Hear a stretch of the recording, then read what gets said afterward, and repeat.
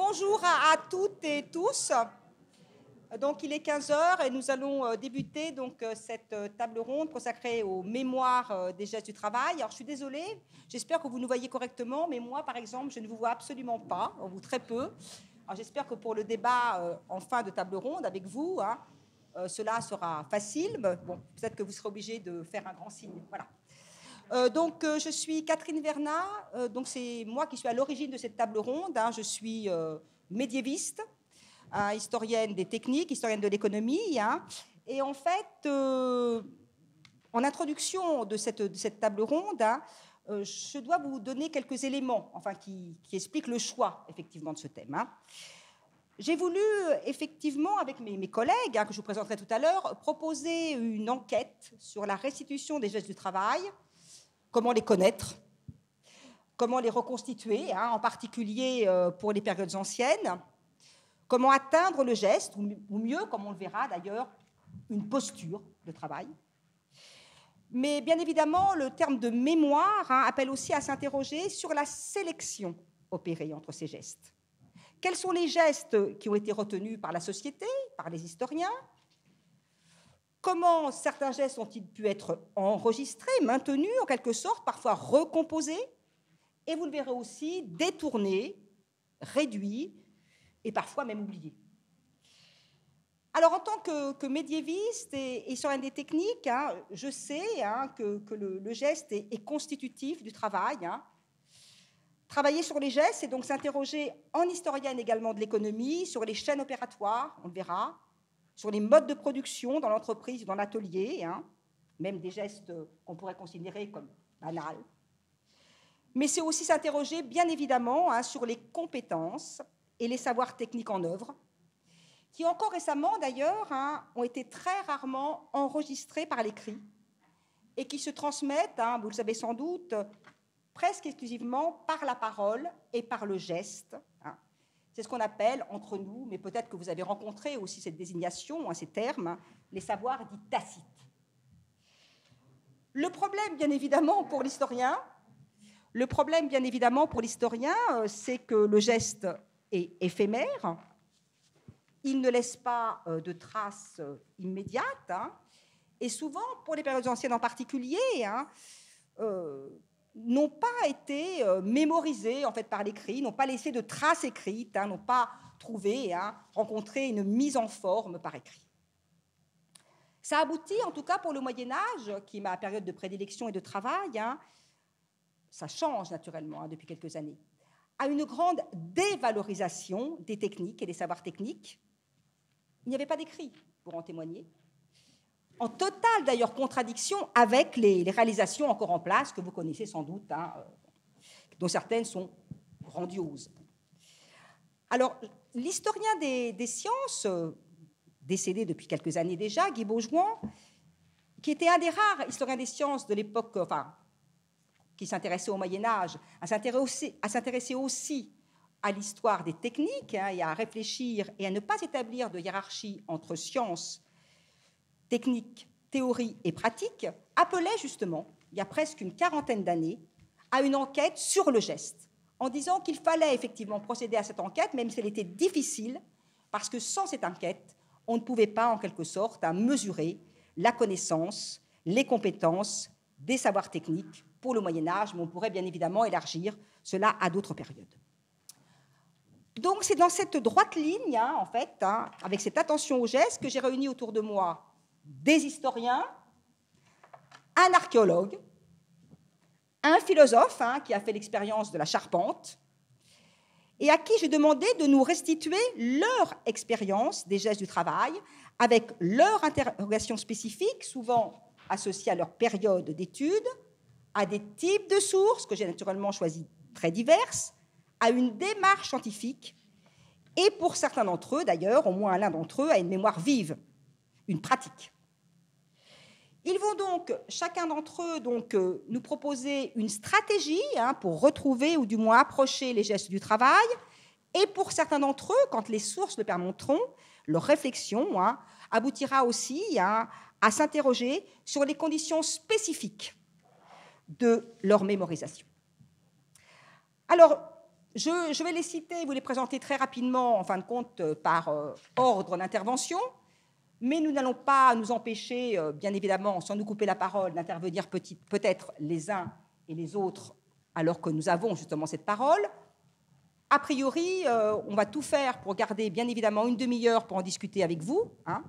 C'est-à-dire que nos interventions seront forcément assez rapides, volontairement, hein, pour aboutir à un échange, puisque c'est le but, même si vous êtes très nombreux et qu'on ne vous voit pas très bien. Mais enfin, je pense qu'on va y arriver. Voilà. Alors d'abord, je donnerai la parole à Liliane Hilaire-Pérez, donc, qui est ma collègue en bout de table, hein, qui est moderniste et qui est sur l'un des techniques. Ensuite, je donnerai la parole à Florian Téréjol, qui est médiéviste, archéologue et spécialiste de l'industrie. Ensuite, à Alain Michel, hein, également historien de l'industrie, mais contemporanéiste, donc, que j'ai mis au centre pour la bonne raison qu'ils ont accès aux images, car ce sont effectivement les deux collègues qui vont aussi nous montrer rapidement des images. Et enfin, donc, Arthur Lockman, hein, philosophe, et par ailleurs, hein, dans une autre vie, on pourrait dire, hein, compagnon charpentier. Voilà, donc je les remercie. Je vous remercie aussi d'être si nombreux, voilà, et j'espère qu'on va pouvoir passer un agréable moment ensemble et surtout pouvoir discuter, hein, voilà, tous ensemble. Donc je donne d'abord la parole à Liliane Hilaire-Pérez, hein, qui, en fin de compte, en tant que moderniste, va nous présenter aussi des sources spécifiques, assez rares, bien que certaines sont très connues, mais dans le domaine des corpus, si vous voulez, à notre disposition, ils sont assez rares, c'est-à-dire l'écrit, hein, l'écrit. En quoi l'écrit était en capacité de nous restituer, de nous permettre de restituer les gestes du travail. Merci beaucoup, Catherine. Merci infiniment.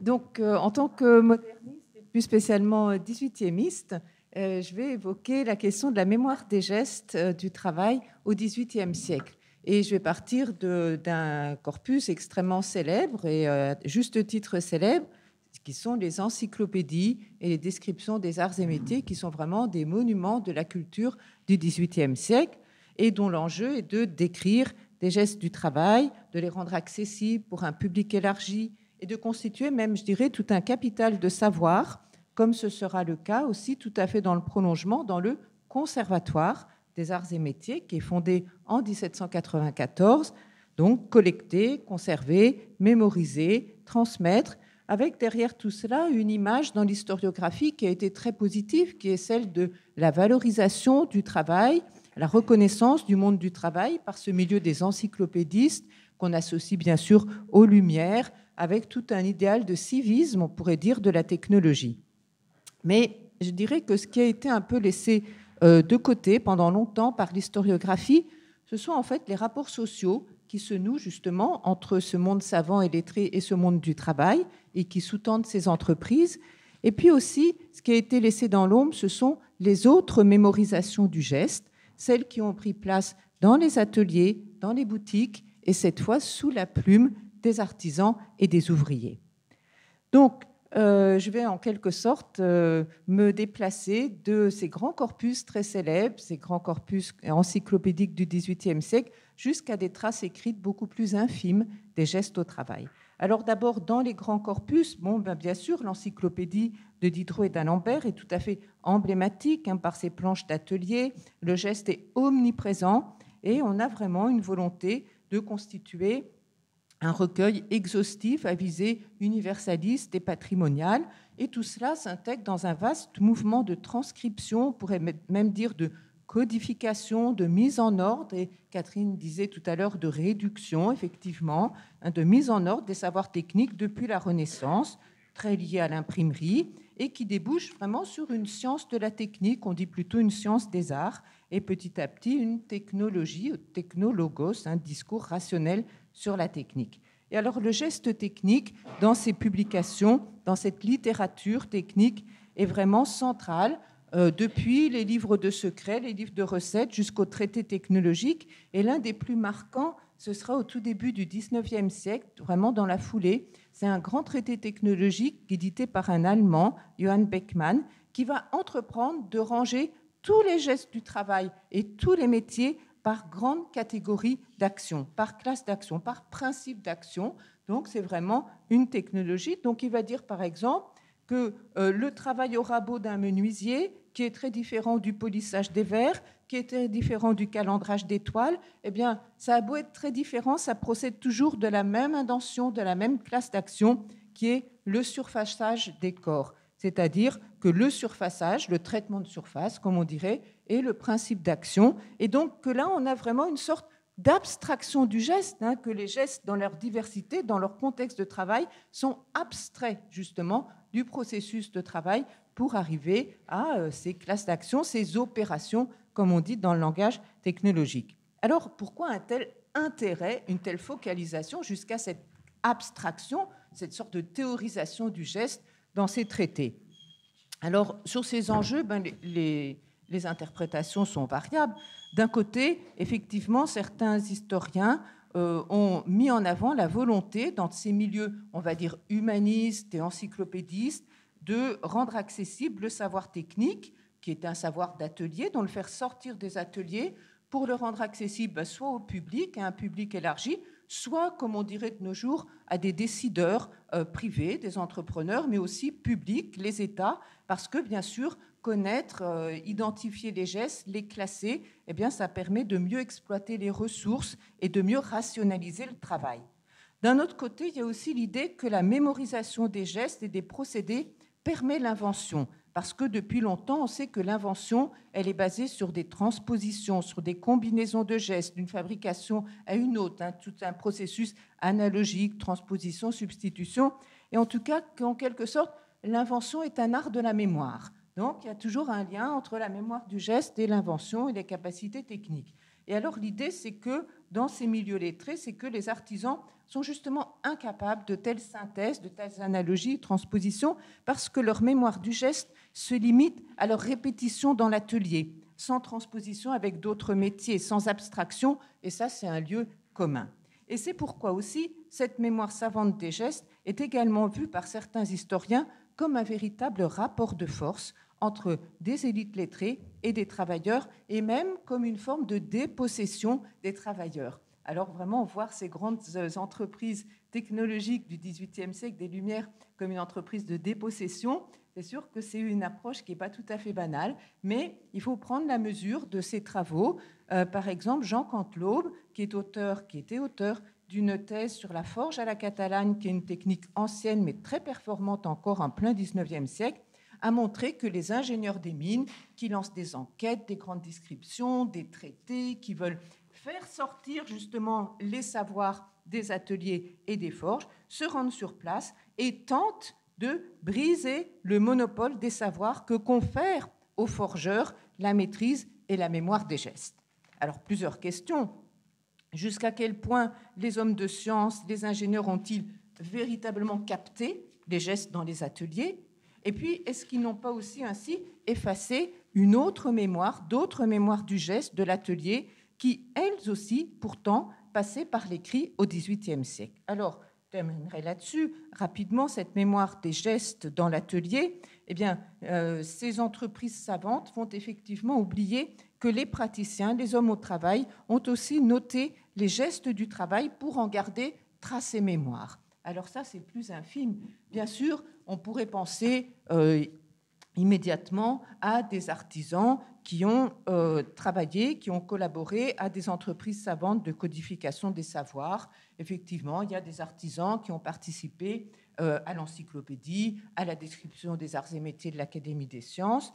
Il y a aussi toute une série d'études qui montrent qu'on a vraiment au XVIIIe siècle une littérature technique foisonnante, qui n'est pas seulement des grands traités, mais des livres de secrets, des manuels et même des modes d'emploi. Donc toute une littérature du geste qui accompagne en fait l'essor des consommations, l'essor économique, et qui en quelque sorte délocalise la mémoire des gestes de l'atelier à l'espace public.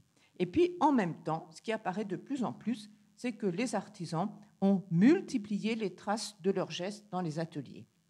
C'est ce que montrent les archives de la pratique, comme les comptabilités artisanales.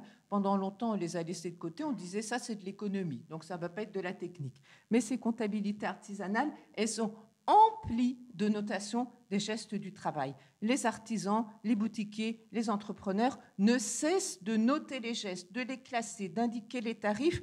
Et le but, ce n'est pas du tout de faire une science, pas du tout. C'est parce que la mémoire des gestes est une source d'efficacité dans le travail. La mémoire des gestes, elle fait partie de l'exercice du travail. En quelque sorte, on en avait discuté entre nous, c'est une sorte de mémoire immédiate des gestes. Voilà. Alors ça, bien sûr, c'est beaucoup plus ténu, c'est des manuscrits, c'est de la comptabilité artisanale, ce n'est pas des grands traités, des grands corpus imprimés et très valorisés. En tout cas, c'est ce que j'ai pu retravailler, par exemple, assez récemment, en travaillant donc sur l'économie artisanale en Angleterre au XVIIIe siècle, qui est en pleine mutation en raison de l'essor de la consommation. Vraiment, on est presque dans une société de consommateurs avec des productions en nombre, d'articles extrêmement variés qui doivent suivre les modes, qui sont très composites, comme les montres, par exemple. Et tout ça passe par des réseaux de sous-traitance artisanale qui posent la question, c'est de l'artisanat, c'est de l'industrie. Bon, c'est une structure artisanale, mais c'est des productions, pour ainsi dire, industrielles. Alors, on voit clairement au cours du siècle que ces artisans, qui sont des sortes d'entrepreneurs artisans, vont lister les gestes, des verbes. On a véritablement un langage verbal qui envahit les comptabilités artisanales, avec des verbes, toute une sophistication. Il y a des verbes génériques, des verbes d'activité comme réparer, nettoyer, et puis des verbes d'action, vraiment des gestes précis, rechanger telle pièce, vernir, polir, et même des séquences d'actions sur une même pièce, polissage, épongeage, vernissage, etc. Par exemple, un processus de surfaçage, justement, qui va être décomposé en actions. On voit en quelque sorte des chaînes opératoires, comme on dit en anthropologie et technique, on voit des chaînes opératoires tout à fait bien reconstituées, très normées dans ces comptabilités artisanales. Et on peut dire même que la chaîne opératoire règle l'énoncé comptable dans ces archives. Et ce séquençage, il va être récurrent à la fin du XVIIIe siècle. C'est vraiment une norme d'écriture, une norme de tenue des registres des artisans, donc un véritable langage d'action avec une certaine sophistication.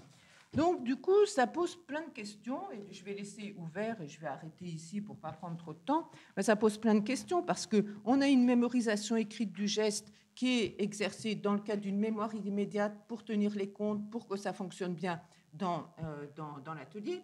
Mais vous voyez que dès qu'on travaille sur ces gestes, dès qu'on a un langage verbal, une hiérarchisation, des verbes génériques, des verbes d'action plus précis, il y a une forme d'abstraction du geste. Alors, tout à l'heure, je disais que l'abstraction du geste, et Johann Beckmann, les encyclopédistes, toute cette forme de réduction et presque de théorisation du geste de l'action. Mais est-ce que dans ces archives de la pratique, pour des raisons tout à fait immédiates d'efficacité dans l'action, est-ce qu'on n'a pas malgré tout une forme de savoir abstrait qui n'est pas une théorisation, qu'une abstraction du geste, sans volonté de faire science, sans volonté de théoriser, mais que donc l'abstraction du geste, elle existe aussi du côté des praticiens. Et donc ça pose plein de questions sur justement ce qui s'est développé dans les mondes lettrés autour du geste. Est-ce qu'il y a eu des circulations, des échanges? Qu'est-ce qui a percolé d'un monde à un autre? Donc là, ce sont des recherches encore tout à fait ouvertes. Et je m'arrêterai là, je ne vais pas prendre plus de temps.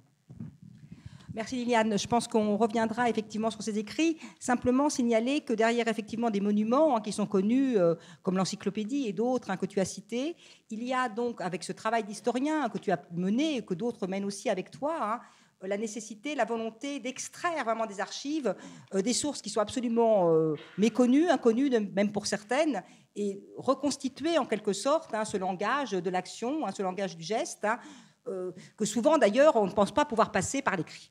Alors, de même, je vais donner la parole maintenant à Florian Terrejol. Là, c'est aussi un autre témoignage, bien évidemment. Là, j'ai choisi en sorte que vous ayez une sorte de panel de toutes ces sources et ces démarches. C'est l'archéologie. En quoi l'archéologie, qui quand même est centrale autour de ce thème du travail, peut-être pour des périodes anciennes, là, on va plonger vers le Moyen-Âge, restituer donc les gestes. Comment peut-on faire? Donc, Florian. Merci, Catherine. Donc, mon propos va porter sur l'affinage de l'argent dans les Pyrénées au XVe siècle. Donc là, vous voyez, on revient sur quelque chose de très précis. Et je vais essayer de croiser les sources. Catherine vous a dit qu'il y en avait assez peu en termes d'histoire médiévale sur cette question du geste. Donc, il y a quand même des sources écrites, il y a des sources iconographiques, et puis il y a de la source matérielle, celle à laquelle a accès, bien évidemment, l'archéologue. Ce croisement va se faire au travers d'une approche du savoir-faire pratique, de la pratique, par l'archéologie expérimentale. Alors, cette archéologie expérimentale, je vais m'arrêter un petit peu dessus pour vous dire de quoi il retourne. Elle s'est développée principalement en préhistoire, où là, le geste est essentiel pour arriver à tailler un silex. Et puis, elle est arrivée dans les autres domaines de l'archéologie. Elle s'est développée principalement dans les mondes anglo-saxons et a donné naissance à 3 grands domaines qu'on travaille actuellement. L'expérimentation archéologique, donc là, qui est une expérimentation telle qu'on pourrait la retrouver en laboratoire avec vraiment une approche scientifique classique. L'archéologie expérientielle, excusez-moi ce néologisme qui nous vient des anglo-saxons, qui là est une archéologie expérimentale liée au ressenti de l'opérateur. Et enfin, ce mélange des deux archéologies, des deux expérimentations, nous amène à l'archéologie prédictive, ce que moi j'ai appelé retour d'expérience, qui est une branche assez récente et qui vise à faire des tests à partir soit de déchets auxquels on a accès, ou à partir de textes, à retrouver des gestes, des procédés, et à voir ultérieurement si on va être à même de les reconnaître sur le terrain. Donc, c'est-à-dire tester des choses qu'on n'a pas encore trouvées. Donc, mon propos va porter sur la question de l'affinage. Cet affinage, on le trouve dans les industries minières au Moyen-Âge, également aussi au sein des ateliers monétaires et chez les orfèvres. Je vous fais un petit peu de chimie, mais très rapide. Donc, cet affinage consiste à purifier le métal précieux, l'argent en l'occurrence. Ça se fait dans un four doté d'une sole en cendre d'os ou cendre de bois, avec un alliage à base de plomb et d'argent. On va chauffer, monter jusqu'à 888 degrés et au-delà, de façon à rendre, d'une part, l'alliage liquide. En ajoutant de l'oxygène, on va oxyder le plomb, qui va à son tour être liquide et qui va avoir la capacité à être absorbé par la sole. L'argent, lui, au-delà de 146 degrés, il ne s'oxyde plus, il reste métallique dans le bain. Et de cette manière, on va être capable de consommer la totalité du plomb contenu dans un alliage pour libérer l'argent. Cette libération de l'argent porte le nom d'éclair d'argent. Ça marque la fin de l'opération. Il y a une brillance que je vous ai mis en bas à droite sur la petite image, où là, le métal prend un éclat bien plus lumineux et on sait qu'on a fini l'opération. Cette opération implique donc de toujours avoir un œil sur ce qui se passe. On ne peut pas quitter, le laisser à chauffer et puis revenir plus tard et tout est fini. Non. À partir du moment où on a atteint l'éclair d'argent, il faut arrêter l'opération et sortir son produit. Cette recherche sur ces procédés implique pour moi une vision diachronique qui doit dépasser largement le cadre de la période médiévale. C'est un point important pour cette archéologie des techniques, car, comme Catherine nous l'a précisé, les sources sont assez restreintes. Et il serait contre-productif, à mon sens, de se limiter vraiment à la période de production qui m'intéresse ici, le XVe siècle. Je vous ai mis quelques illustrations, justement, qui illustrent ce procédé, en prenant, elles apparaissent assez tardivement, donc en prenant à partir du XVe siècle le graduel de Kutnagora, en haut à gauche. Je vous ai mis aussi Beringuccio della Pirotecnia en 1540, donc là on est passé au XVIe siècle, d'autres illustrations du XVIe siècle, jusqu'au XVIIe siècle avec un four d'Alonso Barba dans El Arte de los Metales. Et ce qu'on peut constater sur ces images, c'est que la coupellation, qu'il s'agisse de la coupellation en grand, comme dans les images de gauche, ou dans la coupellation à plus petite échelle, comme chez Beringuccio ou dans l'anonyme du Schwarzschild-Berbourg de 1554, dans ces opérations, systématiquement, l'homme est debout. Sa posture est de travailler debout. Y compris au XVIIe siècle, dans le four présenté par Alonso, on voit qu'il y a un étagement et que le travail va s'effectuer debout. En prenant des illustrations un petit peu plus anciennes, mais alors là, je ne pourrais pas vous montrer des choses en relation avec l'affinage de l'argent, mais je retournerai vers la forge. Eh bien, on constate aussi que les représentations qu'on peut avoir vont nous montrer des personnes travaillant debout devant leur four ou devant leur foyer. Et cette représentation va guider et va largement influencer notre approche du geste quand on va aller sur le terrain. Et ce terrain, nous y arrivons. Sur le site que je travaille dans les Pyrénées, le site de Castelminier, j'ai trouvé des séries de cases de coupellation. Les cases de coupellation, pour faire rapide, ce sont les résidus des sols à la fin de l'opération. C'est tout ce qui va nous rester pour comprendre l'opération d'affinage. C'est ce que je vous mets en haut. Elles sont de différentes tailles, témoignant de différentes tailles de four. Le problème, c'est que sur ce site, j'ai un nombre considérable de cases de coupellation. Je n'ai jamais trouvé de four. Ce problème étant posé, on a été amené à réfléchir à une façon de coupeller qui ne nécessiterait pas de four. Pour cela, nous sommes tournés vers l'expérimentation et avons décidé de travailler au sol, ce qui a priori est une attitude délicate, dans la mesure où, d'une part, on va avoir une position relativement inconfortable à travailler à même le sol. D'autre part, je vous ai dit qu'il fallait toujours surveiller l'opération, donc il va falloir pouvoir accéder à la vue sur son métal en fusion. On n'a pas de four, il va falloir créer un foyer. De là, il va falloir créer une coupole pour espérer pouvoir monter en température et obtenir les températures nécessaires à l'opération. Et puis enfin, c'est contre-intuitif également parce qu'on s'installe sur le sol dans des zones humides et donc qui vont gêner considérablement, a priori, l'opération. Néanmoins, nous avons tenté l'expérience.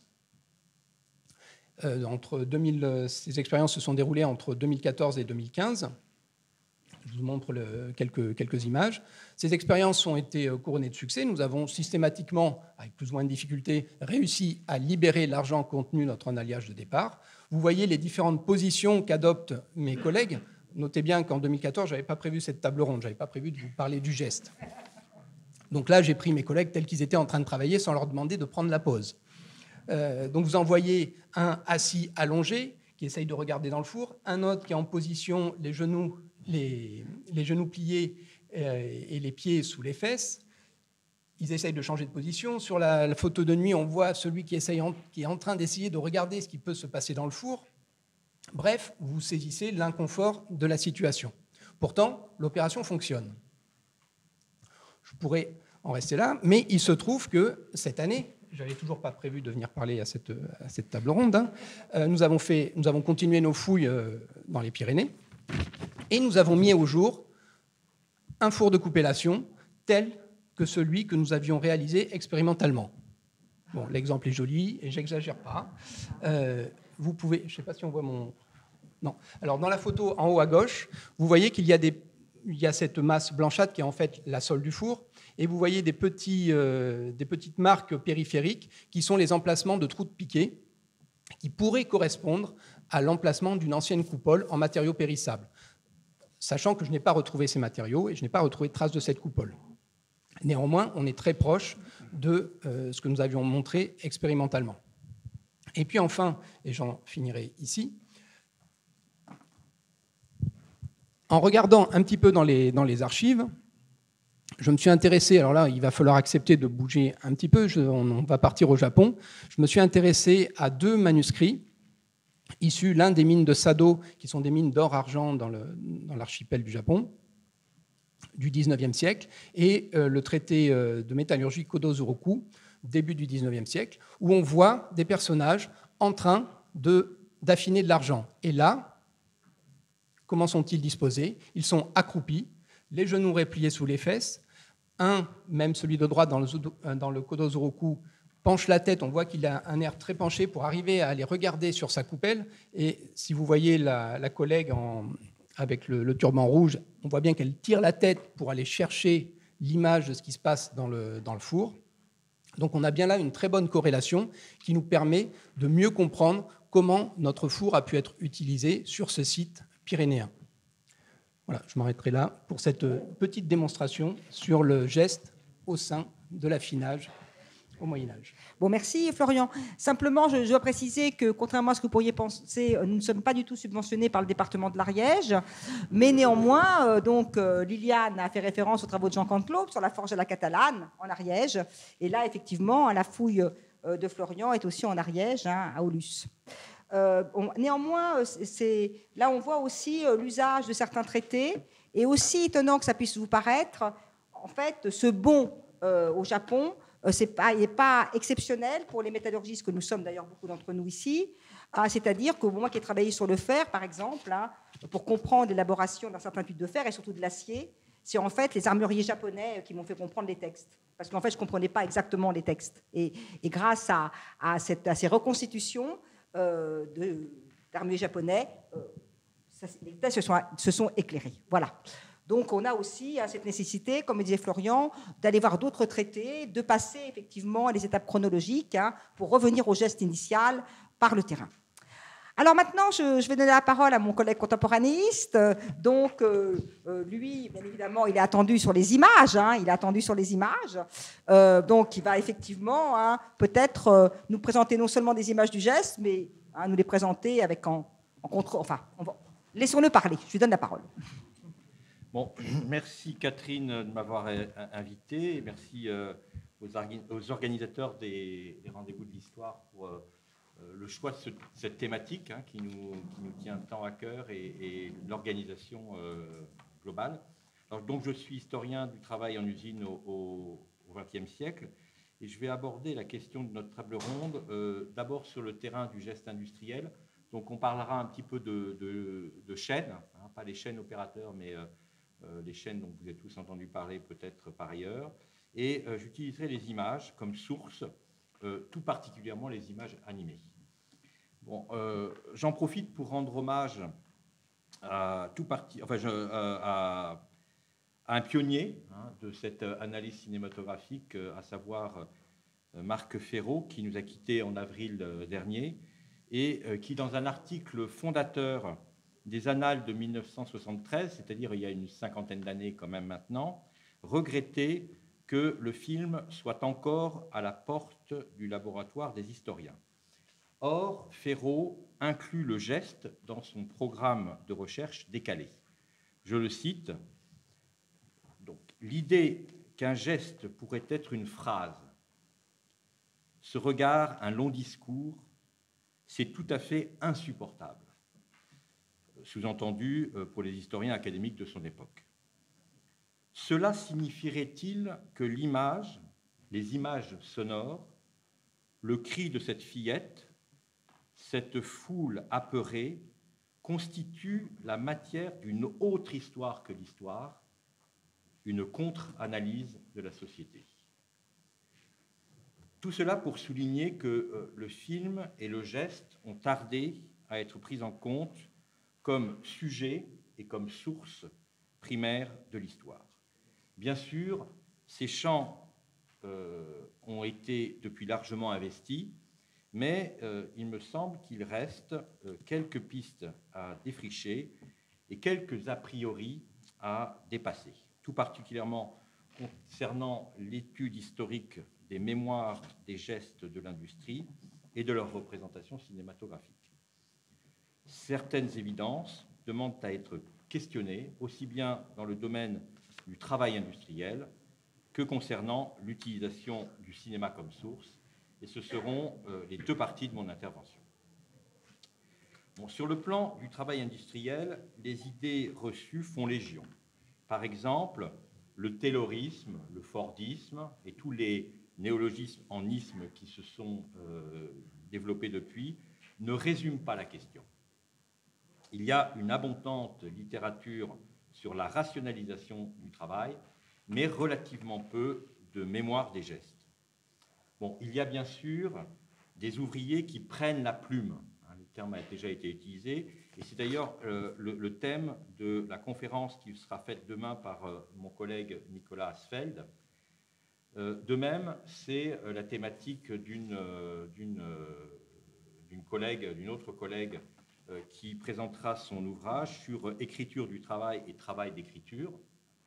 Mais en fait, moi, ce que je retiens quand on prend un certain nombre d'ouvriers qui ont pu témoigner de leur travail, je pense par exemple à Hyacinthe Dubreil en 1929 dans un ouvrage qui s'appelle Standard, de même Georges Navel dans Travaux en 1945, plus récemment Robert Linhart, très connu, L'établi de 1978, ou alors Christian Corouge dans Résister à la chaîne en 2011.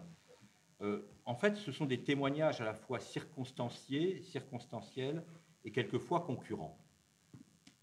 Globalement, peu de choses sur le geste en lui-même, qui, selon Denis Voronoff, est le tracé de l'effort physique et mental de l'homme au travail, c'est-à-dire une pratique technique banale de transformation à la fois efficace et reproductive. Je remarque au passage que les gestes du travail artisanal, réputés manuels, sont plus étudiés ces derniers temps que les gestes industriels, plus fortement mécanisés, voire automatisés. Est-ce la conséquence de cette distinction classique entre l'outil d'un côté et la machine de l'autre, l'outil étant en quelque sorte accompagnant le geste de l'artisan, hein, là où la machine impose une gestuelle et une cadence au point que l'ouvrier spécialisé, donc l'OS, semble en devenir un rouage. Bon, la machine ne fait pas de geste. On parle à ce moment-là souvent d'aliénation, mais cette appréciation n'est jamais totalement univoque.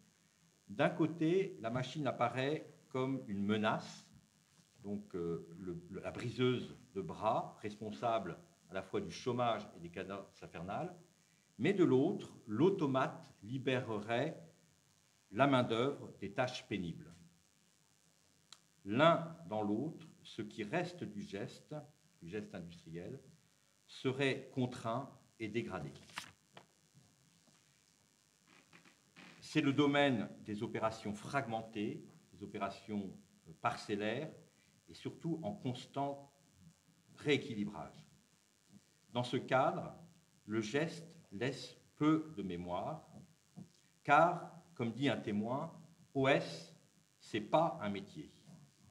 Il n'y a pas de geste traditionnel dans ce domaine, de façon de faire à maîtriser et à transmettre autrement que de façon très précaire et très immédiate. Ce sont pourtant des combinaisons sophistiquées de tâches, certes routinières, mais qui laissent place quelquefois à une forme de virtuosité, mais une virtuosité éphémère qui disparaît avec le rééquilibrage des tâches. Enfin, tout ça pour vous dire que peu de mémoire, mais des traces. Des traces qui restent à l'image des troubles musculo-squelettiques, les TMS, qui ont été étudiés, excusez-moi de répéter son nom, enfin, c'est mon collègue, par Nicolas Asfeld, donc je me permets d'insister là-dessus. Et Nicolas qui montre qu'effectivement, il y a une peine qui ne disparaît pas, c'est une peine sournoise, mais qui, quelque part, disparaît avec la disparition du corps. C'est-à-dire que quand il n'y a plus le corps, il n'y a plus cette mémoire, et donc on a quelque chose qui tombe dans l'oubli. Les gestes tombent dans l'oubli, et on se dit, mais comment faire l'histoire? Alors vous me direz, il reste heureusement les films. Et j'en arrive donc à mon second point, les gestes industriels, et vous le savez tous, les films qui montrent les gestes ne manquent pas. Bon, je pense à nous la liberté de René Clair, en 1931, bien sûr les temps modernes de Chaplin, qu'on ne présente plus, 1936, mais plus récemment, par exemple, Humain trop humain de Louis Malle en 1974, film extraordinaire justement sur ces questions de gestuelle. Bon, tout ça pour dire qu'on a beau dire que le cinéma ne s'intéresse pas au travail ouvrier, en fait, quand on cherche, on trouve, et c'est ce qu'on a fait avec des collègues sur ce sujet. Mais, contrairement à ce qu'on pourrait penser, ces images animées ne sont pas gardiennes de la mémoire industrielle. Il y a une fausse familiarité, je dirais, entre le geste mécanisé et l'image mécanique du cinématographe. Par exemple, la chaîne des temps modernes, que vous connaissez tous, est une fiction, à la fois datée dans l'Amérique de la Grande Dépression et devenue esthétiquement universelle, voire intemporelle. Or, cette chaîne n'a jamais existé. Le coulage de Charlot figure efficacement le concept d'une mécanisation scandaleuse, c'est indéniable, mais pas la réalité des gestes ouvriers qui perdurent. En gros, on ne comprendrait pas pourquoi le travail à la chaîne a continué, malgré cette charge contre eux. Les voitures que vous utilisez, et même les voitures électriques, continuent d'être produites en chaîne, bien sûr avec des chaînes bien différentes. Bon, quelque part, on peut se demander si le geste de Charlot n'empêche pas de voir et de comprendre ce qui s'est passé dans les usines. Alors, pour illustrer ce contraste entre l'imaginaire fantasmé d'un côté et la réalité datée, bon, je vous propose un très court extrait d'un documentaire de 1920 intitulé « Aux usines Renault ». Donc, je vais vous proposer un premier visionnage. Donc, ensuite, rassurez-vous, donc, ça dure 11 secondes, c'est très rapide, il faut être très attentif. Top.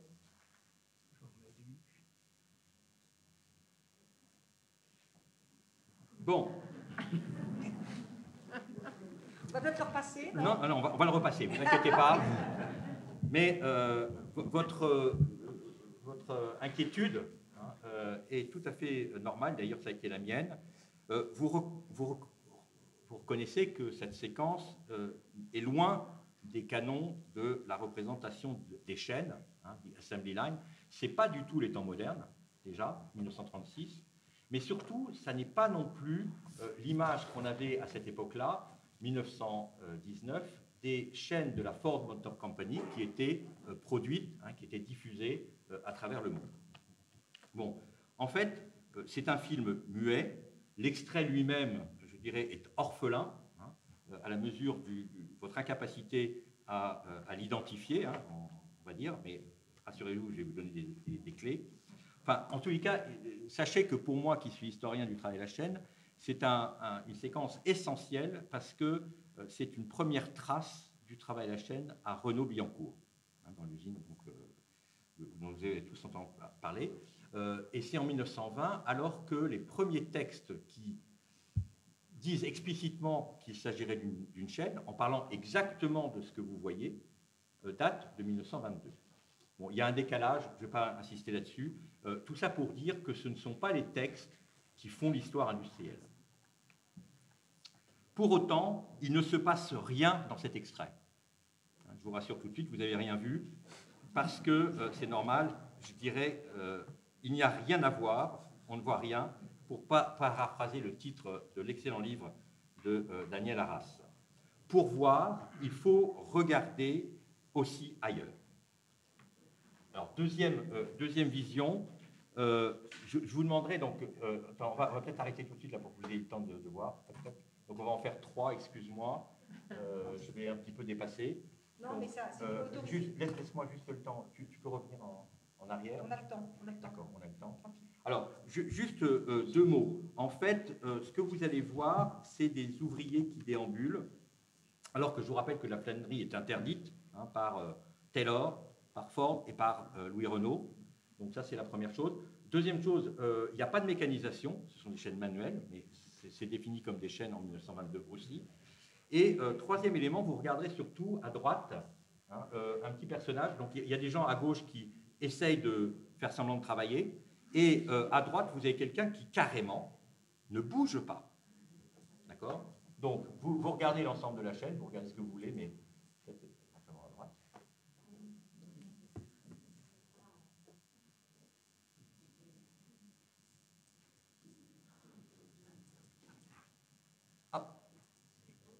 Voilà. Et bon, c'est pas grave. En tout cas, ce que vous reconnaissez, ce que vous voyez, c'est qu'il y a 2 ouvriers qui viennent de la droite, qui rentrent dans le champ de la caméra pour poser avec celui qui est resté à rien faire. Bon, en gros, tout le monde sait que la scène est en train de filmer et aucun des ouvriers ne se préoccupe de travailler dans ce contexte. Est-ce à dire que le film ne sert à rien? Bien entendu, si, au contraire. Bon, Marc Ferraud nous apprend que pour analyser des films, il faut réunir des séries. Il ne faut pas simplement regarder un film, il faut regarder une série. Il faut confronter des images entre elles et avec d'autres sources, repérer des lapsus, c'est-à-dire ce qui, dans la représentation capturée, échappe à l'intentionnalité. Bon, deuxième question de ma conclusion, est-ce que la mécanisation condamne le geste industriel à l'oubli? Bon, et là, je convoque un philosophe des techniques, Gilbert Simondon, qui suggère plutôt de dépasser cette opposition entre, en quelque sorte, la machine et l'homme, Et il en parle donc dans un extrait que je vais vous donner. Ce qui réside dans la machine, c'est de la réalité humaine, du geste humain fixé et cristallisé en structure de fonctionnement. Je pense que c'est tout à fait essentiel. Le geste machinique est programmé par une activité humaine, on peut parler de technicité, dans lequel l'OS garde une fonction, et une fonction qui est un exploit extraordinaire de la production automobile, mais bien sûr, il ne le fait pas seul, et il ne le fait pas de façon autonome, il le fait avec tout un ensemble de personnes, bon, en particulier les ingénieurs, mais enfin pas seulement, qui en quelque sorte participent à cette prouesse et en quelque sorte encadrent la réalisation des véhicules. Bon, on a affaire ici à une réduction, comme ce qu'a évoqué Liliane Hiller-Pérez, qui me paraît tout à fait important. Vous l'aurez compris, cette mémoire des gestes industriels est pleine de préjugés, elle est ténue, menacée par l'oubli, elle n'est pas directement montrée dans les films. Les historiennes et les historiens doivent confronter les sources et y voir en creux pour en restituer le récit. Je vous remercie. Bon, merci beaucoup Alain. Là, vous avez compris que en fait, ce n'est pas un hasard que j'ai réuni donc là mes collègues. Nous sommes tous historiens et techniques, hein, justement en essayant de rencontrer avec vous de nouvelles sources, surtout de les comprendre autrement, hein, et de dépasser en fin de compte une sorte d'image stéréotypée, hein, qui souvent colle justement à la reconstitution des gestes. Je voudrais aussi m'arrêter, certains noms ont été cités, mais donc avant de donner la parole à mon collègue Arthur Lockman, je voudrais simplement, peut-être d'ailleurs fera-t-il référence à ses travaux, comme vient de le faire aussi Alain Michel, naturellement l'établi de l'INART, mais aussi je voudrais rendre un hommage, enfin c'est un peu triste parce que c'est un hommage posthume pour un jeune monsieur, mais à Joseph Pontus, qu'on aurait bien souhaité avoir avec nous, bien évidemment aussi, hein, qui a fait cet ouvrage il y a 3 ans, je crois, Arthur, hein, qui s'appelle donc À la ligne feuillet d'usine, et qui justement pointait, je veux dire, rendait compte, hein, vraiment dans son corps de la peine des gestes, hein, aujourd'hui dans le contexte des usines. Bon. Voilà, donc là maintenant je passe la parole à Arthur Lockman. Alors bon, je voulais absolument qu'il n'y ait pas que des historiens, ni que des archéologues, mais qu'il y ait quelqu'un qui vraiment avait travaillé sur le terrain. Parce que quand même, c'est bien gentil d'être historien et technique, mais on apprend beaucoup justement avec les gens qui procèdent, hein, à ces techniques, hein, qui sont sur le terrain. Hein, bon. Et donc, on va voir aussi que ces savoirs tacites que j'ai cités, qu'ont repris mes 2 autres collègues, hein, ce sont effectivement des savoirs par le geste. Hein, et c'est pour ça que se posait la question de la disparition des gestes avec le corps, en fait. Hein. Bon, on voit que, en fait, on peut dépasser, bien évidemment, hein, cela. Alors, bon, Arthur, je vous donne la parole. Merci beaucoup pour cette invitation. Donc je vais assumer un tout autre point de vue que ceux qui ont été présentés jusque-là. C'est celui d'un regard personnel sur l'apprentissage d'un métier du geste, en l'occurrence celui de charpentier, que j'ai pratiqué sur une période de 10 ans, après avoir interrompu mes études de philosophie. Donc pas un témoignage historique au sens d'une historiographie du geste, mais plutôt un témoignage d'une incorporation de gestes plus ou moins anciens, de ce que j'aime appeler une mémoire vive du geste. Malgré ma position de non-historien, donc, ce thème de mémoire des gestes du travail m'a immédiatement parlé, puisque de mon point de vue de praticien, l'un des aspects les plus caractéristiques du geste, c'est leur dimension dynamique, temporelle. Avant toute chose, le geste, c'est un rapport au temps. Un rapport au présent d'abord, le moment, c'est-à-dire le moment dans lequel on réalise le geste, qui n'est pas le résultat à obtenir, mais un ensemble complexe de postures, de mouvements, de rythmes, de forces exercées à un moment précis, dans un ordre précis, et donc dans un moment. Et puis un rapport au futur aussi, au temps long dans lequel le geste qu'on est en train de réaliser va s'inscrire, et c'est particulièrement vrai dans le bâtiment, qui s'inscrit par nature dans le temps long. Et lorsqu'on termine un geste, comme ne serait-ce que planter un clou ou mettre en place la poutre d'un toit, on sait que c'est pour les 40, 50, 100 prochaines années. Et c'est un rapport au temps en pratique très particulier, parce qu'on a confusément conscience qu'on est en train de créer de la mémoire, de créer de la durée dans le présent du geste. présent, futur donc, et puis aussi pour ce qui nous occupe, passé. Puisque pour le dire en une phrase, mon expérience de l'apprentissage de la charpente, c'est qu'accomplir un geste, ça consiste à apprendre à reproduire et à garder vivant des gestes très anciens dont on devient l'héritier et aussi le perpétuateur à la toute fin d'une chaîne de transmission du savoir-faire et des gestes. On devient donc le dernier maillon de cette chaîne au cours de l'apprentissage, ou plutôt, pour reprendre l'expression très imagée et très parlante, on entre dans le corps de métier. Alors comment est-ce qu'on entre dans le corps de métier avec son propre corps, et comment est-ce qu'on incorpore des savoir-faire? Il y a une distinction qui a été établie par Roland Barthes dans son séminaire, qui distingue trois modes de transmission des savoirs: l'enseignement, le maternage et l'apprentissage. Et à ces trois modes de transmission correspondent respectivement trois types de savoirs. Donc les savoirs intellectuels qui sont enseignés par le discours oral ou écrit, les savoirs ignorés qui ne font l'objet d'aucune explication ou présentation délibérée, et dont l'exemple type serait la situation d'un enfant qui apprend à marcher sous le regard de ses parents qui ne lui apprennent pas à proprement parler à marcher, mais l'encouragent, l'appellent, l'entourent, c'est-à-dire le maternent. Et puis enfin, les savoir-faire qui nécessitent, eux, d'être montrés et doivent, pour cette raison, faire l'objet d'un apprentissage. À propos de ce dernier mode de transmission, donc l'apprentissage, Roland Barthes a cette très belle phrase: « Une compétence se transmet silencieusement, un spectacle se monte, celui d'un faire, dans lequel l'apprenti, passant la rampe, s'introduit peu à peu. » Alors pourquoi ce statut particulier des savoir-faire dans le mode de transmission? Pourquoi cette forme particulière de transmission qu'est l'apprentissage? Eh bien, le silence de la transmission tient à ce qu'on a appelé, dont on a déjà parlé ici, des savoirs tacites. C'est une expression forgée par Polanyi et qui s'applique aussi bien à des savoir-faire techniques de l'artisanat, mais aussi à des savoir-faire expérimentaux, en sciences expérimentales notamment, et qui désigne le fait que tout savoir comporte une part implicite, non articulée, et on en sait toujours plus que ce qu'on peut exprimer sur les gestes qu'on réalise.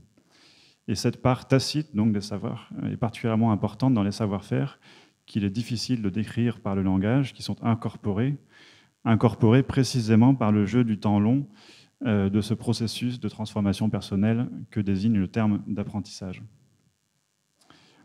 C'est la raison pour laquelle un métier comme la charpente s'apprend par contact, en voyant faire, en essayant de refaire, et en étant corrigé ou bien par la matière elle-même, ou bien par les autres ouvriers. En un mot, donc, par mimétisme. Alors, mimétisme, ce n'est pas regarder. Le bon geste, qu'il soit un geste du travail ou un geste sportif, par exemple, paraît toujours facile, et à regarder un geste bien exécuté, on ne peut pas en percevoir les difficultés. Il faut, au contraire, s'être trompé en faisant pour comprendre, pour incorporer ce qui fait que ça n'a pas marché. Il faut avoir, pour incorporer le bon geste, l'avoir mal exécuté et avoir ainsi constaté, éprouvé, rencontré ses limites, ses bornes, pour comprendre où est-ce qu'il est bien exécuté précisément. Alors, qu'est-ce qu'on transmet, ou plutôt qu'est-ce qu'on reçoit dans mon cas? Quel est le contenu de cette mémoire vive? La particularité de la charpente, dont je vous parle ici, c'est la coexistence de savoir-faire anciens, couplés à des matériaux anciens, comme le bois massif qu'on utilise encore, et des compétences nouvelles liées à des outils nouveaux, comme des visseuses, des scies circulaires, aujourd'hui des mortaiseuses électriques, et également des matériaux nouveaux, des panneaux de bois, des poutres en lamellé collé qui ne se travaillent pas de la même manière que du bois massif et qui imposent donc d'autres gestes que le bois massif, ou, pour être encore plus trivial, du scotch de toiture qui demande un savoir-faire très particulier et très récent. Donc, en même temps que des nouveaux savoir-faire apparaissent, inévitablement, certains gestes se perdent avec l'obsolescence de certains outils, certaines techniques trop coûteuses en temps ou en matériaux. Et un exemple de ce savoir-faire de geste qui se perd est celui de l'équarrissage des bois. C'est l'opération qui consiste à rapporter ou à donner une section carrée ou rectangulaire à une grume de section ronde, à un tronc encore rond. Aujourd'hui, l'équarrissage est réalisé par des bandes scies, ce qui assure le caractère rectiligne des faces des poutres, qu'on utilise et qui facilitent aussi le travail sur ces poutres. Mais anciennement, l'équarrissage était réalisé à la hache. Cet équarrissage à la hache, ça permet d'épouser le fil du bois, les ondulations naturelles des poutres, enfin des grumes qu'on utilise, et ce faisant de ne pas affaiblir la résistance de la poutre dans son ensemble en coupant le fil du bois, ce que régulièrement fait un banc de scie dans la mesure où il impose, lui, sa rectitude au morceau de bois, quelle que soit sa forme. Mais cette opération d'équarrissage à la hache, elle demande un geste très particulier qui consiste à, donc, tout en donnant des coups de hache, épouser, suivre le fil du bois, l'anticiper même. Et c'est un des enjeux de la reconstruction de Notre-Dame, en tout cas pour la charpente elle-même, qui est de retrouver ce geste dont la mémoire s'est perdue, de revivifier cette mémoire. Donc en charpente, les gestes, malgré tout, demeurent pour l'essentiel commandés par le matériau et par l'outil, mais en mobilisant, et il en a déjà été question, ce qu'on pourrait appeler la virtuosité, une certaine virtuosité gestuelle des ouvriers, c'est-à-dire la faculté acquise avec l'expérience de réaliser dans n'importe quelle situation ou configuration le meilleur geste avec le moindre effort, ce qui s'opposerait, on pourra en reparler plus longuement, au travail industrialisé, c'est-à-dire le travail dans lequel la pensée et le savoir du geste sont incorporés non dans le corps de l'ouvrier, mais dans la machine ou le matériau, et ce qui conduit donc à déqualifier tendanciellement, même si ce n'est pas un geste entièrement déqualifié, mais qui déqualifie les gestes humains. Et un très bon exemple pour illustrer cette évolution, c'est la différence entre la charpente traditionnelle, donc en bois, et la charpente industrielle, voire la charpente métallique, où les gestes humains, des humains qui opèrent sur les matériaux, sur les poutres métalliques, sont appauvris par rapport à ceux des charpentiers traditionnels, dont le cœur de compétence est la réalisation des assemblages. Et les gestes dans tout cela, en charpente en tout cas, ce ne sont pas seulement les grands gestes emblématiques, charismatiques de la charpente, comme le clouage, le sciage ou le rabotage dont on a parlé, ce sont aussi les petites routines, les petites combines du chantier, ces méthodes pratiques de débrouille qui opposent d'ailleurs la débrouille, selon Lévi-Strauss, le bricoleur, celui qui fait avec les moyens du bord, c'est-à-dire qui détermine et ajuste plutôt son projet en fonction des moyens de ce dont il dispose, des moyens du bord, qui oppose donc le bricoleur à l'ingénieur, qui serait la figure plutôt de celui qui détermine les moyens et les matériaux en fonction de son projet. Alors bien évidemment, tout artisan mélange le bricoleur et l'ingénieur en lui, mais tendanciellement, l'artisanat est plutôt du côté du bricoleur. Et le savoir-faire pratique d'un chantier, c'est la combine, la débrouille. Et ces combines, donc dans un métier comme la charpente, c'est tout un lexique de petits gestes, de petits usages, difficilement perceptibles de l'extérieur, précisément parce qu'ils sont moins charismatiques, moins emblématiques de ce que c'est que le métier de charpentier, mais qui sont déterminants dans la pratique quotidienne, dans l'orientation sur un chantier. Pour prendre un exemple, la pige, qui est le nom du morceau de bois qu'on utilise comme étalon pour repérer une longueur qu'on va ensuite reporter de nombreuses fois sur un toit. Par exemple, pour couvrir, pour poser des tuiles, on trace d'abord des lignes pour prévoir, organiser la couverture. Et on est amené donc à reproduire un très grand nombre de fois sur un toit une même longueur. Les ournes, ça s'appelle. Et pour ce faire, on utilise une pige plutôt que de mesurer autant de fois qu'il y a d'ournes, parce que le fait de remesurer, de sortir son mètre, de prendre la mesure, est une source d'erreur. Il y a un adage qui résume ce savoir-faire. Plus on mesure, plus c'est faux. Et c'est quelque chose qui circule sur les chantiers pour, d'une certaine manière, ancrer ce savoir-faire, cette combine, qui n'épuise pas la richesse du geste ou la complexité du geste qu'elle désigne, mais qui permet de le mémoriser. Il y a beaucoup de savoirs pratiques, de combines, qui se transmettent par de tels adages ou sentences, qui viennent renforcer, ancrer, servir d'aide-mémoire pour les gestes. J'en donne juste deux. Le cœur au soleil, qui désigne donc qui guide la façon dont on oriente les pièces quand on les installe, donc à savoir que le cœur du bois, s'il n'est pas au centre de la pièce de bois, il doit être tourné vers le soleil, puisque ça permet une meilleure résistance dans le temps, et d'anticiper, enfin de prévenir l'incurvation vers le bas de la pièce de bois, puisque le cœur a tendance à se resserrer davantage que que la partie qui est plus loin du cœur.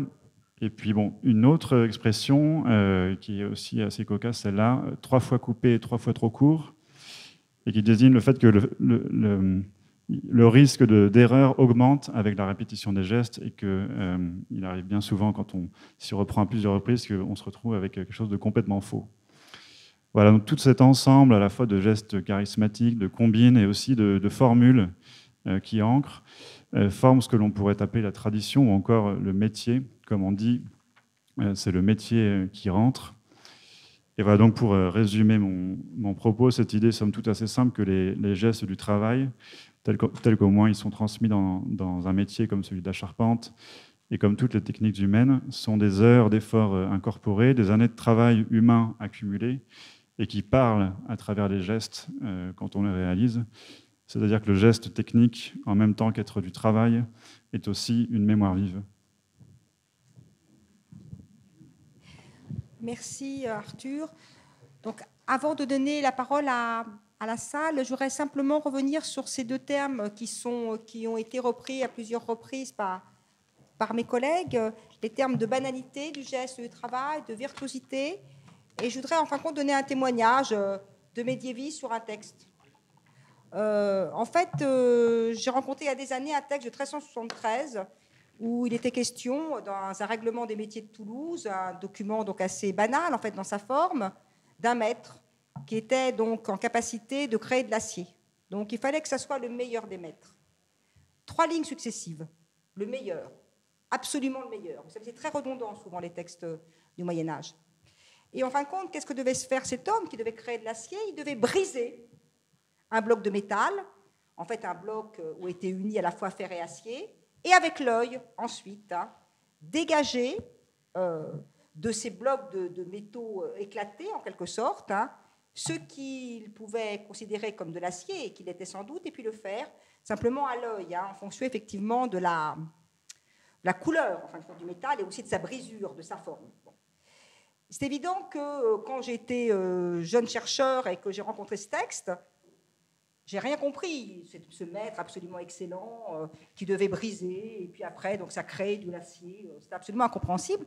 Et comme je le disais, en fait, tout à l'heure, après l'intervention de Clément Téréjol, en fait, c'est la pratique en fait, des armuriers japonais qui procèdent de la même manière, avec une grande rapidité.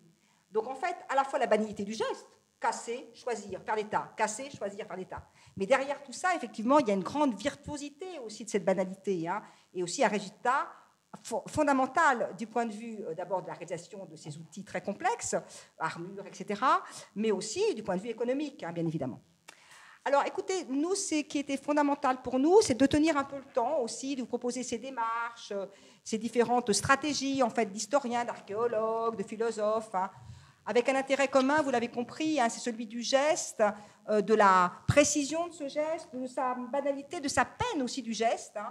Et en fait, ce qu'on voudrait maintenant, mais peut-être que la salle est un peu grande, je ne sais pas si elle va s'y prêter facilement, mais en fait, on souhaiterait dialoguer avec vous et peut-être reprendre des aspects qu'on a vus un peu rapidement, parce que justement, pour laisser du temps à la discussion. En tout cas, la parole maintenant, à présent, est à vous. Et bien évidemment, nous vous répondrons dans la mesure de nos capacités. Voilà. En tout cas, merci d'être là.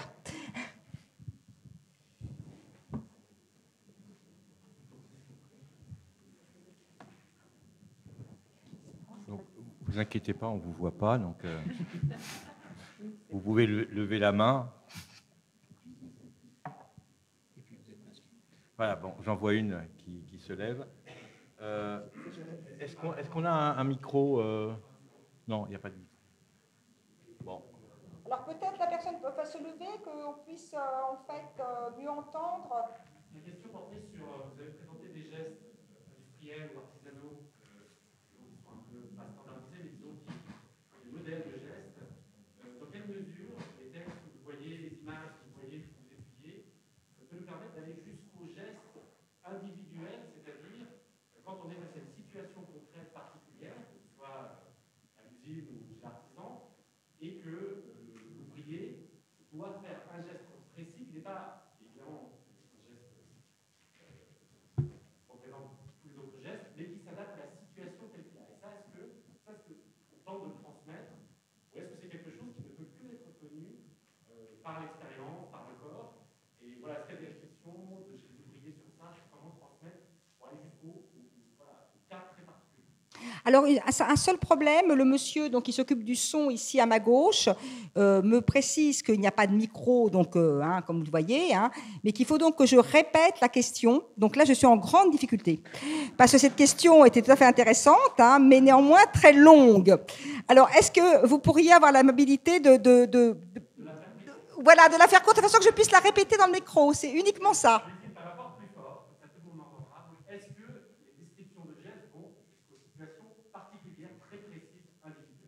Alors, est-ce que, en fin de compte, les descriptions de gestes aboutissent, en fin de compte, à des situations particulières, en action, en fait, c'est ça que vous voulez dire?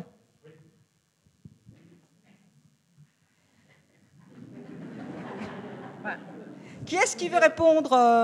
Non, si moi, je pourrais répondre en tant que médiéviste, mais bon, je pense que mes collègues, ou dans l'action directe, ou avec les films, etc., peut-être auront des réponses plus spontanées, en fait. Mais nous, on pourra reprendre pour les périodes anciennes. Florian, tu pourras reprendre aussi au niveau expérimental. Bon, mais qui commence alors? Je peux, tout le monde y va, en fait. Non, très rapidement. C'est une très bonne question. C'est vraiment essentiel. Vous mettez le doigt sur quelque chose de très, très important, parce que c'est justement ces particularités que l'écrit essaye d'évincer. Donc, il y a des chercheurs qui vont très, très loin et qui estiment que toute forme de rédaction est une réduction. Alors ça, c'est clairement exprimé par Hélène Vérin, qui est vraiment la grande historienne de la pensée technique et de l'écrit technique pour la période moderne, et qui a travaillé notamment sur ce qu'elle appelle ce qu'on appelle les réductions en art, donc toutes ces formes d'abstraction de pratique en principe, mais une chercheuse qui travaille sur les traités chinois, qui s'appelle Dorothy Ko, qui est installée aux États-Unis, qui est sino-américaine, est extrêmement radicale dans sa vision de l'écrit technique. Elle estime que le but même de l'écrit technique, c'est d'éliminer toute forme de particularité, donc de rendre inaccessible exactement ce que vous souhaiteriez voir apparaître. Donc c'est une question de fond structurelle qui est presque une question conceptuelle, c'est vraiment une question fondamentale, c'est-à-dire est-ce que l'écrit technique a pour but même de rendre inaccessible la compréhension de ces gestes. Alors bon, on ne peut pas trop développer, mais il y a vraiment toute une réflexion actuellement sur les enjeux politiques, le système, le régime technopolitique qui est derrière cet écrit technique, en tout cas pour la période moderne. Il est évident qu'il y a vraiment une entreprise de réduction des savoirs parce que la particularité, ce que vous appelez le geste particulier, et ce que Arthur Lockman appelait aussi les savoirs tacites, et Catherine le rappelait avec l'exemple qu'elle donnait, mais c'est justement ce qui fait la force du monde ouvrier. C'est la détention, la possession de ces savoirs qui sont irréductibles à toute théorisation, qui seront essentiels dans la pratique pour justement combiner des stratégies d'action face à des situations qui peuvent être imprévues. Donc, en fait, la richesse du monde du travail, tous ces savoirs tacites qui participent essentiellement de savoirs corporels, c'est justement ces savoirs particuliers qui font la force et qui, Jean Canteloube disait que les ouvriers tenaient la dragée haute aux ingénieurs grâce à ce type de savoir.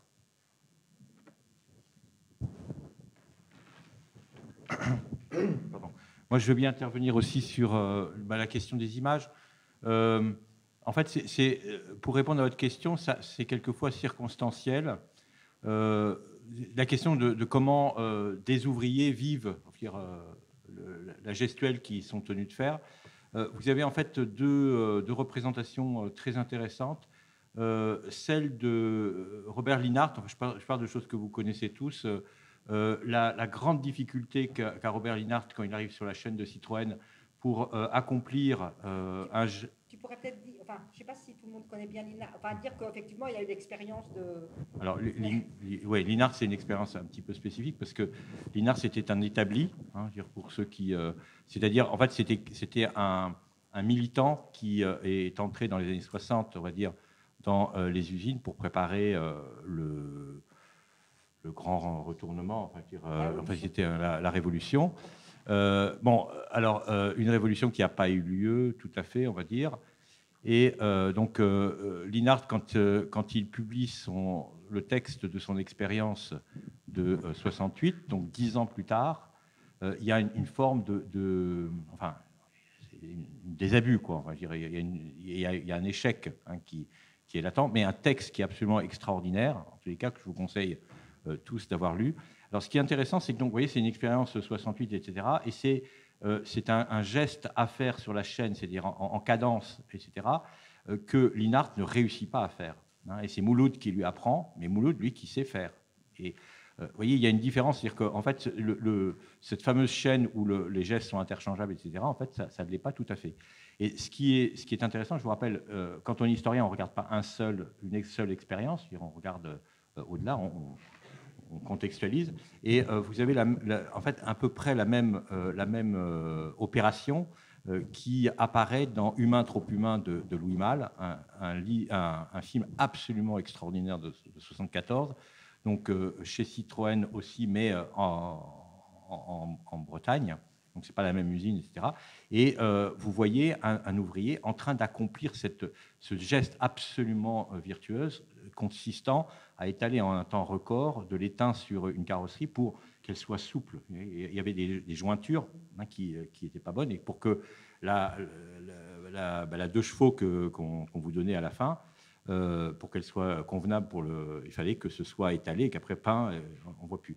Alors, alors, vous voyez, c'est à la fois un geste qui est un geste de peine pour celui qui ne sait pas encore le faire, et d'un autre côté, c'est un geste de virtuosité, de fierté, en quelque sorte, pour celui qui sait le faire en un temps record, etc. Et ça se voit très, très nettement dans le film de Louis Malle, hein, que je vous conseille tous d'aller regarder. Bon, et en fait, on peut faire une comparaison. Le problème de ce geste-là, c'est que c'est un geste d'un problème technique. C'est-à-dire qu'en fait, le problème, c'est que la carrosserie est mal ajustée, et donc il faut que quelqu'un rectifie le tir. De même que vous avez d'autres scènes qui sont absolument extraordinaires dans Humain trop humain, c'est quelqu'un qui est en train d'ajuster la porte. Hein, c'est-à-dire que la porte, elle ne se ferme pas au début, et alors il faut des coups de maillet à plus savoir qu'en faire, etc. Il faut vraiment une dextérité absolument incroyable, en un temps record, parce qu'il faut le faire pendant que c'est en train de passer. Donc, vous voyez, vous avez ce genre de texte-là. Le problème, c'est qu'il y en a d'autres qui sont en train de se débrouiller pour que cette peine-là, cette erreur technique disparaisse.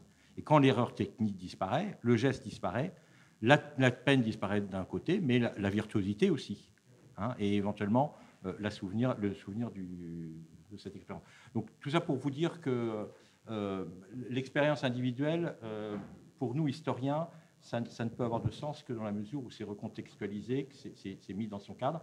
Et je voulais dire une dernière chose, c'est que quelque part, nous historiens, par rapport, on va dire, aux sociologues et aux ethnologues, on a une particularité, c'est qu'on ne peut plus aller sur place.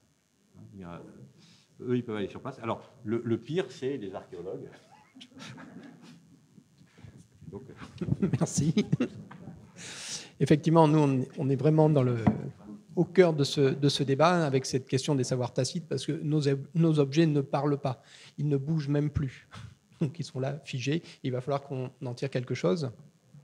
Et c'est un gros problème qu'on a, notamment dans le domaine de l'expérimentation en archéologie, c'est ultérieurement arriver à faire repasser par l'écrit tout ce qu'on a réussi à retrouver comme geste. Et on retombe, c'est un cercle vicieux, on retombe dans le même problème. On ne peut pas décrire ce qu'on a fait.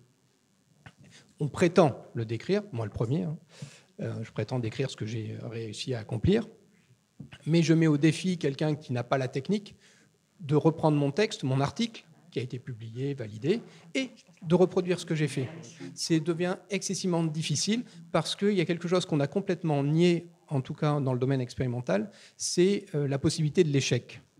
Il faut, ce que tu disais, il faut d'abord commencer par se tromper pour comprendre ce qu'on fait. Et je le sais d'expérience, c'est qu'à le dire, chaque fois que je réussis quelque chose dès la première fois, je ne suis pas capable d'expliquer pourquoi. C'est après m'être trompé, avoir enfin réussi, que je comprends tout le cheminement qui m'amène à une production, avec les gestes que cela nécessite. Alors Arthur va aussi compléter, et après j'aurai la parole à quelqu'un que je vois lever la main depuis tout à l'heure. Voilà. Donc on termine sur cette question et on passe à votre question, monsieur, je crois. Je ne vois pas bien, excusez-moi. Je peux qu'abonder dans le sens de ce qui vient d'être dit, c'est-à-dire que l'erreur est une dimension incontournable de l'apprentissage de n'importe quel geste. Et si par miracle on réussit une fois un geste pour la première fois, on se trompera la suivante et on apprendra pourquoi on a réussi la première fois. Mais bon. Et toute mon expérience d'apprentissage, c'est exactement ça, c'est-à-dire que venant de la fac de philo, je m'évertue à essayer d'analyser les différentes étapes, à le décomposer en regardant ne serait-ce que des gens scier au centre de formation. Et pendant plusieurs mois, j'ai continué à me déchirer les doigts parce que je n'arrivais pas à incorporer de gestes que pourtant j'avais observés pendant longtemps. Donc je ne suis pas sûr qu'on puisse parvenir à décrire ou à restituer un geste. Et quand bien même on parviendrait à le décrire avec une très grande exactitude, ça ne voudrait pas dire pour autant qu'on serait capable soi-même de le reproduire. Ça veut dire que pour autant on ne connaîtrait pas le geste en tant que geste et non en tant que récit du geste. Cette histoire de virtuosité et de chaîne me fait penser à des images qui me sont souvent proposées sur des vidéos qui me sont souvent proposées sur YouTube, en particulier quand j'écrivais le livre La vie solide, où je raconte l'expérience de l'apprentissage. C'est des vidéos qui s'appellent Best Worker. C'est des vidéos que les gens regardent pour se faire plaisir, enfin, et on voit des gens dans le monde entier qui font des actes absolument virtuoses, mais tout à fait banals de l'existence, comme remplir une brouette ou une bétonnière à 10 mètres de distance, ou bien couper des ananas en moins de 10 secondes avec une sorte de machette, pardon. Et donc le web pullule de ce genre de vidéos. On voit la virtuosité tout à fait banale de travailleurs de food truck, de chantiers, qui sont sans doute des archives pour l'histoire, où on voit des gestes formidables. Mais je voudrais terminer avec ça, ce dont on peut peut-être s'approcher, à défaut d'approcher le geste lui-même, c'est peut-être l'énergie d'un travail. Et il y a 2 textes à cet égard qui sont particulièrement proches de ce qu'on peut ressentir quand on travaille. On a parlé déjà de Joseph Pontus à la ligne, mais il y a aussi un texte formidable qui s'appelle La Syrie, d'un anonyme dont la rumeur dit qu'il s'agirait en fait de Pierre Gripari, sa toute première œuvre avant qu'il commence à écrire en son nom propre. Donc La Syrie d'un anonyme qui raconte l'expérience de travail pendant plusieurs années dans une scierie dans les Vosges, et qui est absolument formidable, mais qui restitue sans doute davantage par la démarche poétique ce que c'est que le travail dans une scierie à vapeur dans les années 50, plutôt qu'en essayant de décrire les gestes tels qu'on pourrait les analyser et les décomposer de manière rationnelle ou analytique. Un peu comme Pontus aussi. Exactement comme Pontus, c'est le même ordre poétique de description, pas tant du geste que de l'énergie de l'énergie, de l'ambiance de travail. Merci. Alors, je vais donc écouter la question et ensuite la restituer dans le micro. Donc, s'il vous plaît, peut-être vous lever, parce que je suis désolée, mais on ne voit rien. C'est une dame, apparemment. C'est une dame.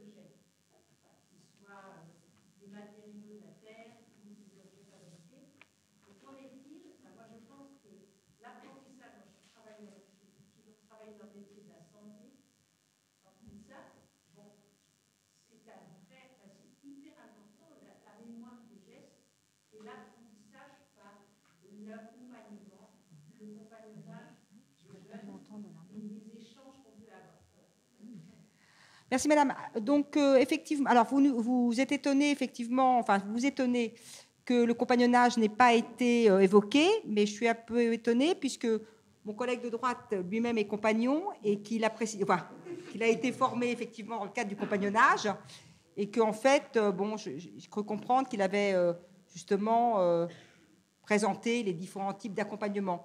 Ensuite, c'est vrai, oui,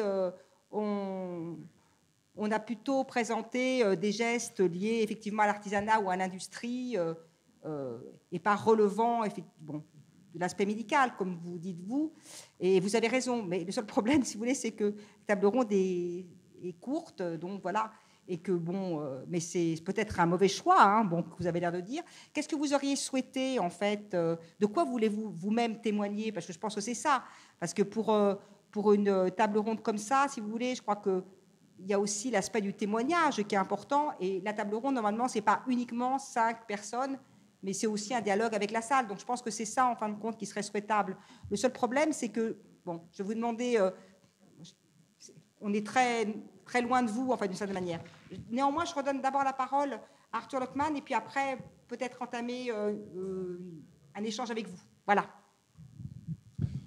J'ai parlé de transmission, mais en réalité, on aurait aussi bien pu parler de compagnonnage, parce que l'essence du compagnonnage, plutôt le sens du compagnonnage, c'est d'instituer, de donner une forme institutionnalisée à la transmission.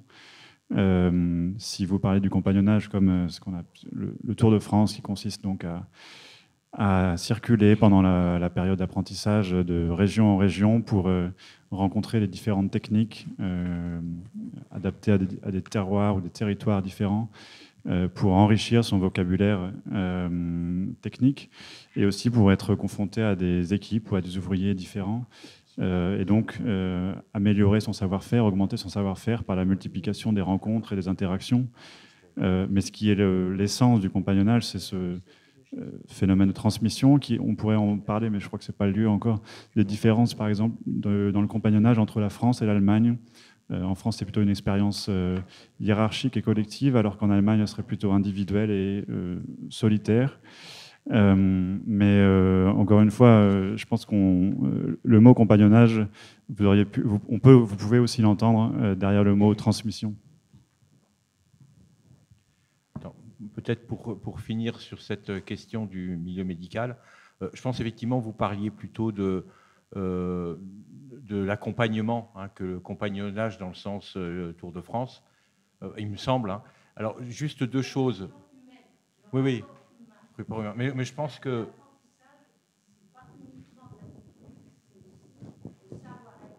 Oui, bien sûr. Ouais. Non, mais il y a une connotation dans compagnonnage, vous comprenez, enfin, c'est toujours le problème de la polysémie des mots. Alors, pour revenir sur votre question très précise sur le milieu médical, bien évidemment, le milieu médical travaille, hein, on est tous d'accord là-dessus. Je voulais faire... Alors, il se trouve qu'on n'est pas des spécialistes de ce domaine-là, donc on n'en a pas parlé. Mais 2 choses que je voulais dire. D'abord, petit 1, en termes de film, alors là, c'est un domaine qui est extrêmement filmé. Hein, donc là, il y a des études qui se font sur ces immenses séries, etc., qu'il peut y avoir, où on voit effectivement une représentation de tout ça. Et deuxièmement, bon, il aurait fallu, pour pouvoir vous en parler, qu'on invite une collègue qui s'appelle Christelle Rabier, hein, Christelle, donc, éventuellement, vous pouvez lire ce qu'elle écrit sur ces questions des gestes chirurgicaux. Mais je vous rassure, enfin, je vous le dis tout de suite, ce n'est pas du tout des gestes particulièrement maternants, hein, pour reprendre un terme qui a été utilisé et qui se rapproche un petit peu de ce que je pense que vous vouliez dire. Je pense qu'il y a quelqu'un d'autre qui voulait intervenir. Oui, alors pour revenir aussi, pour terminer avec cette deuxième question, j'aurais dire aussi qu'en fait, en citant des gens comme Inard, comme Pontus, etc., peut-être qu'on l'a fait un petit peu de manière elliptique, sont des gens qui sont très, très soucieux justement de la présence, de l'aide, du soutien, de l'entraide, hein, vraiment de tout ce que j'ai l'impression que vous pensez que nous n'avons pas mis suffisamment en relief, peut-être avec raison d'ailleurs, hein. Je veux dire parce que ça fait partie, on l'a tellement incorporé, nous-mêmes sans doute, hein, qu'on ne l'a pas suffisamment restitué. Hein.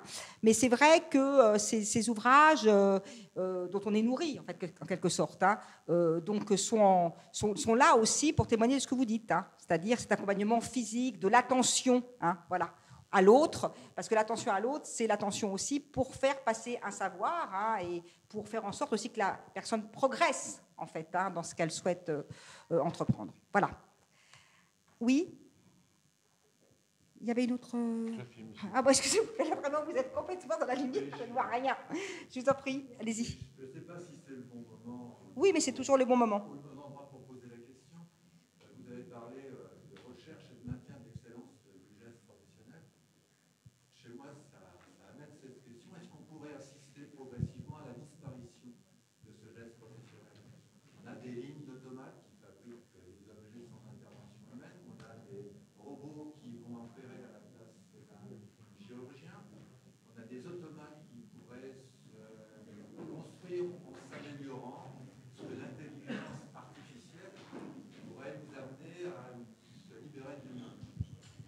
Alors attendez, on va attendre que notre jeune, un groupe de jeunes, au revoir, quitte la salle. Alors effectivement, je trouve que c'est une réflexion parfaite. Vous l'avez posée vraiment au bon moment, parce que bon, voilà. Mais oui, alors, il est 26, on va avoir le temps. Puis bon, il y a un petit moment quand même de latence entre les deux tables rondes. Alors votre question, si je la résume, c'est est-ce que effectivement l'évolution du machinisme pourrait atteindre ou avoir pour conséquence de faire disparaître le geste technique. C'est bien ça, en étant très simple, hein, c'est ça. Je suis obligée de le redire comme ça, sous cette forme un peu simplifiée, je vous prie de m'excuser. Bon, oui, vas-y. Moi, je pense que dans ce domaine, l'expérience montre qu'en fait, on se plaint, enfin, tout le monde se plaint que la machine remplace l'homme. Et ça fait depuis très très longtemps. Et depuis le Moyen-Âge. Oui, alors depuis le Moyen-Âge. Donc, ce qui se passe, c'est qu'on peut se poser la question, est-ce que ça va vraiment le remplacer? Ça, c'est la première chose. Deuxième chose, moi, c'est la lecture de Gilbert Simondon, dont je vous ai parlé, hein, du mode d'existence des objets techniques. Hein, donc, un texte de philosophe de 1958, tout à fait extraordinaire, dans lequel il dit, oui, mais la machine elle-même est humaine. C'est ce que j'ai essayé de... Enfin, il y a de l'humain dans la machine. La machine, ce n'est pas une extériorité. Et la machine incorpore, en quelque sorte, de la technicité. Hein, et donc, en tous les cas, quelque part, il y a peut-être un transfert de technicité, mais il n'y a pas de disparition de technique en totalité. Et la dernière chose, peut-être, c'est... le fait que l'industriel, on va dire, ne remplace pas complètement l'artisanat. Hein. Enfin, en disant ça, j'essaye d'être extrêmement optimiste. Hein. Mais en tous les cas, il reste des domaines dans lesquels il y a une forme de technicité qui se maintient. Un exemple tout simple, par exemple, le luxe, hein, l'industrie du luxe. Vous pouvez faire des sacs... complètement machiné ailleurs. Je ne peux pas rentrer dans les détails de savoir où, mais vous voyez, il y a certains domaines dans lesquels on garde une attention au savoir-faire, etc. Et donc, c'est peut-être ce type de pôle qui peut permettre de maintenir une connaissance. Et la dernière chose, bon... je te laisse le dire. Oui, juste en complément de ce qui vient d'être dit, il n'est pas certain que ce soit les gestes qui soient le plus menacés par le développement de l'intelligence artificielle, et peut-être davantage les savoir-faire cognitifs ou intellectuels. Je peux prendre un exemple, c'est celui de la traduction. On sait que d'ici 4-5 ans, les ordinateurs seront plus compétents que les humains pour traduire. Et il y a un ouvrage qui repose un peu sur cette hypothèse de Jean-Laurent Casselli, La révolte des premiers de la classe, qui prend pour hypothèse sociologique qu'un des facteurs du mouvement de reconversion des cadres, notamment à la défense, soit causé ou déclenché par la conscience de ces cadres supérieurs de ce qu'ils sont menacés, que leurs tâches intellectuelles sont menacées de mécanisation. Et pour éviter donc ce déclassement, ces cadres de la défense se tournent vers des professions artisanales, manuelles, et quittent les professions intellectuelles. Donc il n'est pas certain que le développement de l'intelligence artificielle menace davantage les gestes que les savoir-faire ou les savoir-faire cognitifs ou intellectuels.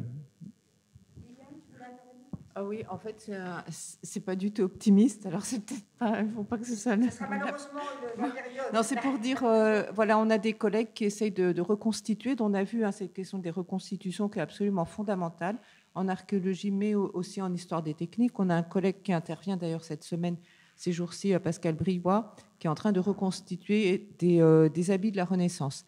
Alors, il travaille avec des lycées techniques et aussi avec les industries du luxe. Et alors, ce qui est assez désolant, c'est qu'en fait, la capacité de travailler des matériaux, de restituer des techniques anciennes, d'avoir la mémoire des techniques anciennes, c'est extrêmement difficile en lycée technique et lui souhaite, et ce n'est pas du tout le but de l'enseignement.